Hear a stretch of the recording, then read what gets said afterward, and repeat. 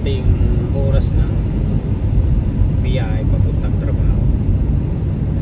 Time check tayo po, 5:26 in the morning, Friday. And ang aming temperatura ngayon dito sa Esteban, Saskatchewan ay +2 lamang po. May kalamigan dahil ito sobrang mahangin sa labas. Kahapon pa yan. So yung talagang sa trabaho namin kahapon, grabe. Halos yung mga hard hat namin lumipad. Kaya ito. So titingnan natin ngayong araw kung ganun pa rin tulad ng kahapon. Ayan.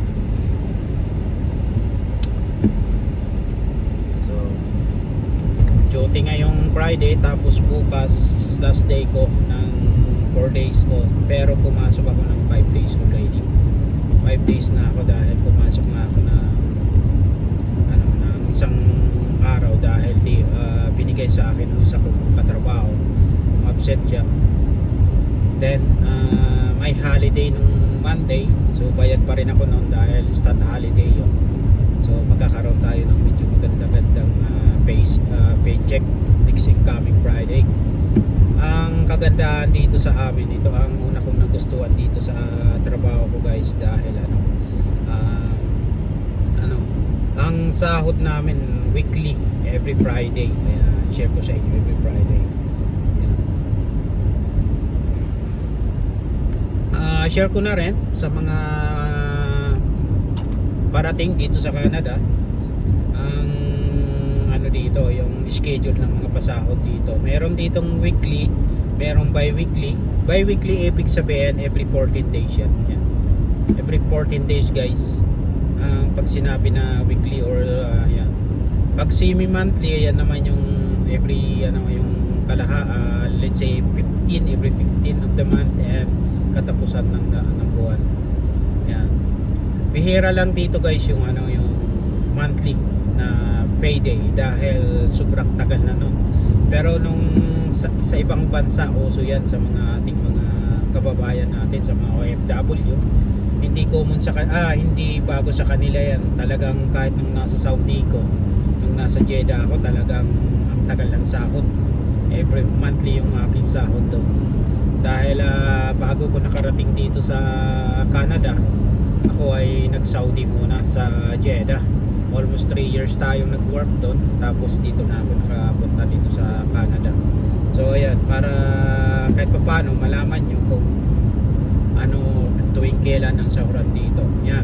Sa mga kababayan nating parating dito under yung mga category or yung mga magiging trabaho nyo na under hotel and restaurant industry. Sa mga restaurant, guys, laging ang sahod dito, majority every 5th of the month and 20 of the month. Dahil katapusan, magka-cut off sila. Bi-weekly din yun, parang bi-weekly din. So katapusan, magka-cut off sila, tapos waiting ng mga 5 days. So kaya sasahod ka na 5th of the month. Then pag kinat off nila ng 15, 5 days cut off, 5 days waiting na naman, at sasahod ka ng 20 of the month tuwing 20 sa mga restaurant po yun. Dito po yun sa sa Saskatchewan, and hindi ko po sinasabi na buong Canada yan, buong Canada. So hindi ko po sinasabi na buong Canada ganun yung sahuran ng mga pag ikaw tayo ay nagwo-work sa mga hotel and restaurant industry, food service. Ayan. So ayan, at least kahit papaano, pag napanood nyo ako, mapanood nyo, malaman nyo rin kahit papaano, magkaroon na kayo ng idea para sa ganun, pag nandito na kayo, tayo ay makakapag-adjust ng ating mga budget,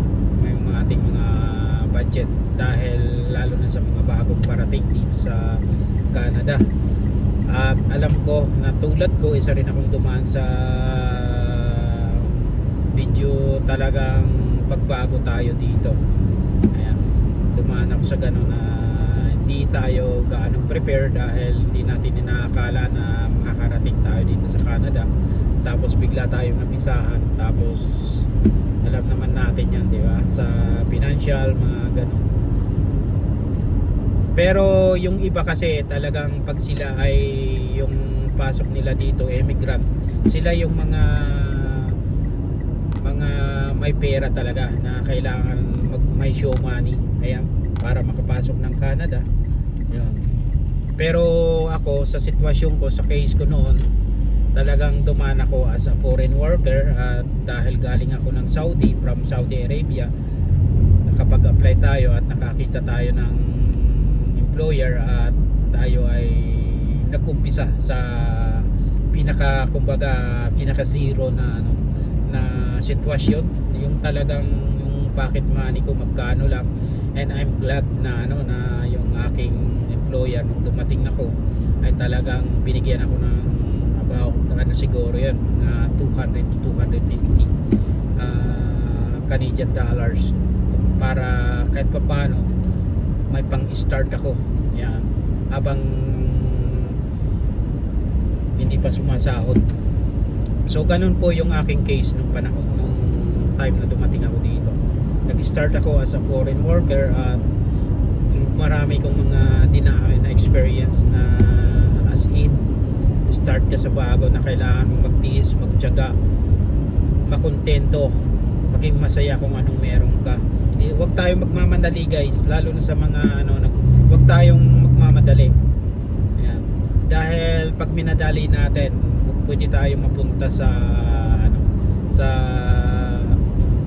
tawag nito, sa maling decision. Ayan. Dahil meron na rin ditong mga nagmamadali, kahit hindi pa permanent residents, gusto nang naghahangat na ng malaking sahod.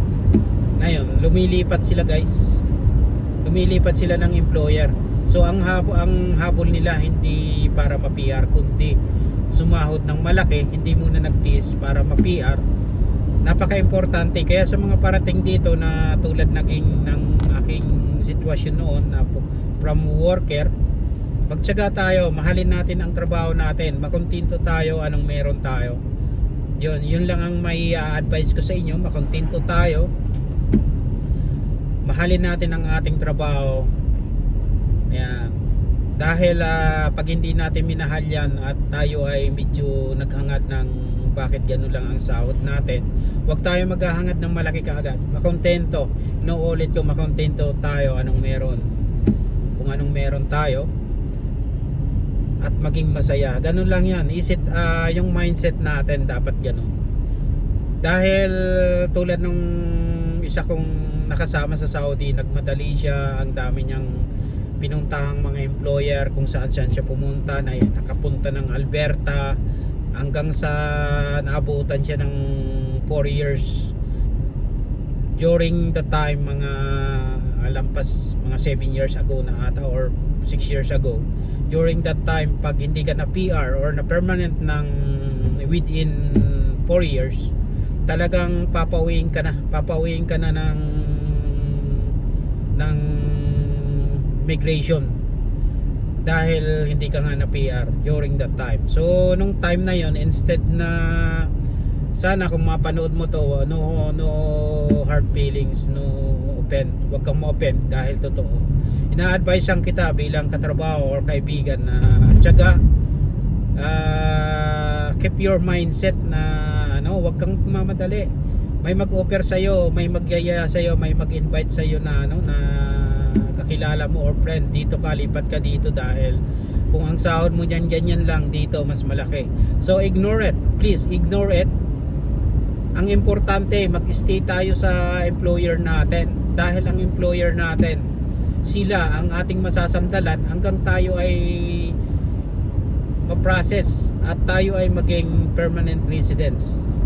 I tell you guys, this is my advice. Mahalin natin yung mindset natin, magtrabaho lang tayo, mindset natin, hindi tayo PR, hindi tayo permanent residents. Yan, wag tayong magpapa-impluwensya na tayo ay wag tayo maghangad ng malaking sahod dahil ganun sa tinutukoy ko, ganun ang nangyari sa kanya. Hindi siya na PR, napauwi siya ng Pilipinas dahil ilang employer ang kanyang napuntahan. Ayan, sa mga pupunta dito, sana ito magandang topic ito guys. Ayan, magandang topic ito. Nangihinayang ko sa kanya, sinayang niya yung pagod, yung mga pag-process niya since nung pag-process sa kanya, pag-process niya, ang hirap mag-apply papunta dito sa Canada guys.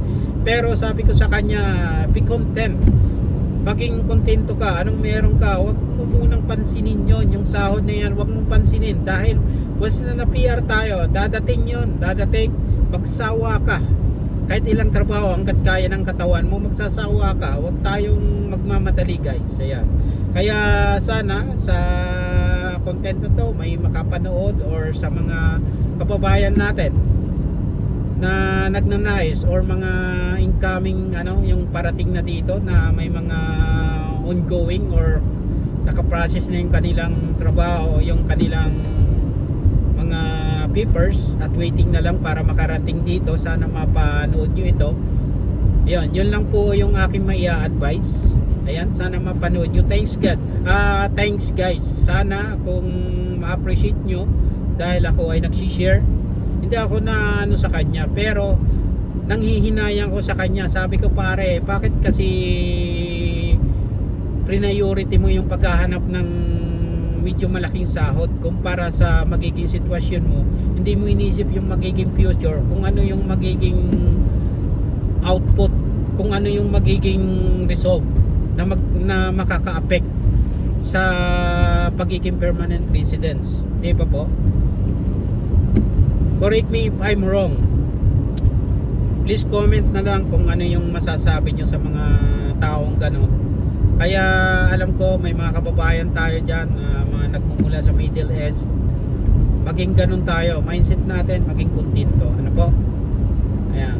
So hindi ko na ulit-ulitin, and sana kung magustuhan nyo yung aking content habang nagdadrive ako, ayan, naka-dashboard naman, naka-mounted naman yung aking phone at focus naman ako sa trabaho, ay sa aking pagdadrive.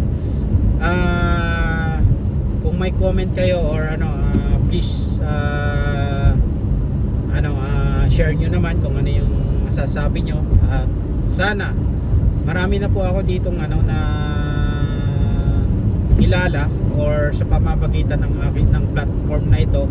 Kung Pilipinas pa lang sila ay napapanood na ako dahil sinesearch nila yung lugar kung saan sila pupunta, at nataon na pag nag-search sila ng lugar ng Saskatchewan kung saan ako nakabase, ay laging lumalabas yung aking mga content, nakikita nila, and sabi nila para na rin daw silang nandito dahil sa pamamagitan ng ginagawa ko, may mga content tayo kahit ganun-ganun lang. Meron di ko alam, wala akong kaalam-alam guys, may natutulungan pala ako, nakikita nila, oh may ganyan-ganyan pala, ito pala yung mga highway dyan, ito pala yung mga kalye dyan. So nagkakaroon sila ng idea guys. Ayan.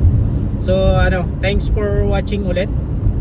Bye everyone po muna. Okay, thank you, and God bless everyone. Thank you.